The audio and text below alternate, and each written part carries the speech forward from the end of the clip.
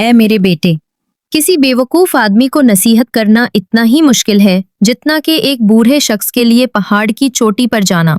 اس لیے کبھی کسی بیوقوف کو نصیحت نہ کرنا، کیونکہ وہ الٹا تمہیں ہی برا بھلا کہے گا۔ لیکن اگر تم کسی عقلمند کو نصیحت کرو گے تو وہ تمہارا شکریہ ادا کرے گا۔ اے میرے بیٹے، دو چیزوں کو ہمیشہ یاد رکھنا: اللہ کو یاد رکھنا، اپنی موت کو یاد رکھنا۔ میں نے اپنی زندگی کے 300 سال مختلف طریقوں سے لوگوں کا علاج کیا، لیکن تجربے کے بعد یہ جانا کہ انسان کے لیے سب سے بہترین دوا محبت اور عزت ہے۔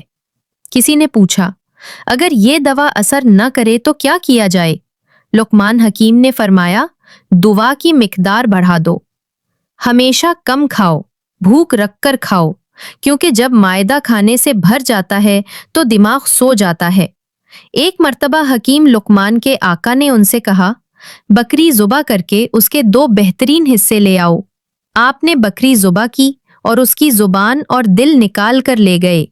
دوسرے موقع پر آقا نے کہا، بکری ذبح کر کے اس کے 2 بدترین حصے لے آؤ۔ آپ نے پھر بکری ذبح کی اور اس کی زبان اور دل نکال کر پیش کیے۔ پوچھنے پر آپ نے فرمایا، اگر زبان اور دل درست ہوں تو سب سے بہترین ہے، اور اگر یہ بگڑ جائیں تو ان سے بدتر کوئی چیز نہیں۔ اے میرے بیٹے، زندگی میں ہر روز کچھ نیا سیکھو، نیا سوچو اور نیک عمل کرو۔ بیٹا، اللہ کے ساتھ کسی کو شریک نہ ٹھہرانا، شرک سب سے بڑا ظلم ہے۔ والدین کے ساتھ ہمیشہ نرمی اور ادب سے پیش آنا۔ اگر وہ تجھے شرک پر مجبور کریں تو ان کی بات نہ ماننا، لیکن دنیاوی معاملات میں ان کے ساتھ بھلائی کرنا۔ بیٹا، اللہ کے حکم سے ہی سب کچھ ہوتا ہے، چاہے وہ رائی کے دانے کے برابر ہو، وہ اسے لے آئے گا۔ نماز قائم کرنا اور پابندی سے پڑھنا، نیکی کا حکم دینا اور برائی سے روکنا، مصیبت پر صبر کرنا، یہ اللہ کی پسندیدہ خصلت ہے۔ تکبر نہ کرنا انسان کو غرور زیب نہیں دیتا۔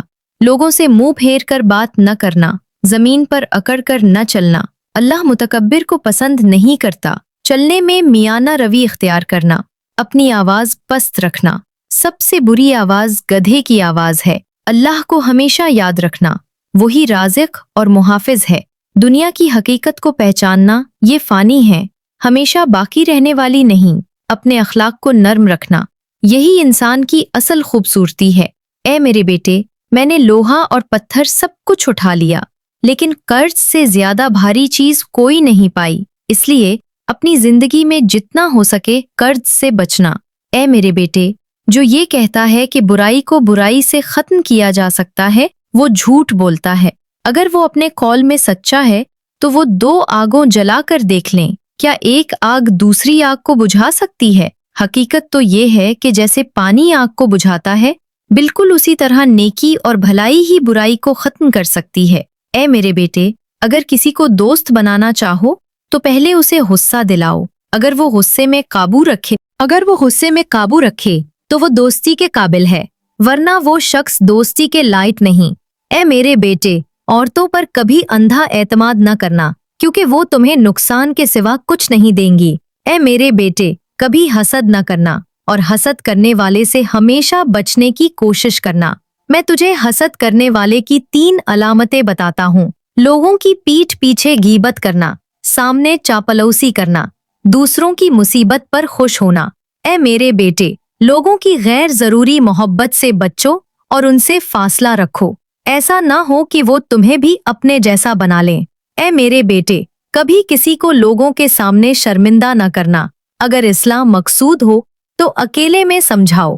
میں نے زندگی میں بولنے پر کئی بار افسوس کیا ہے، لیکن خاموش رہنے پر کبھی افسوس نہیں ہوا۔ اے میرے بیٹے، میں نے عقل بیوقوفوں سے سیکھی ہے۔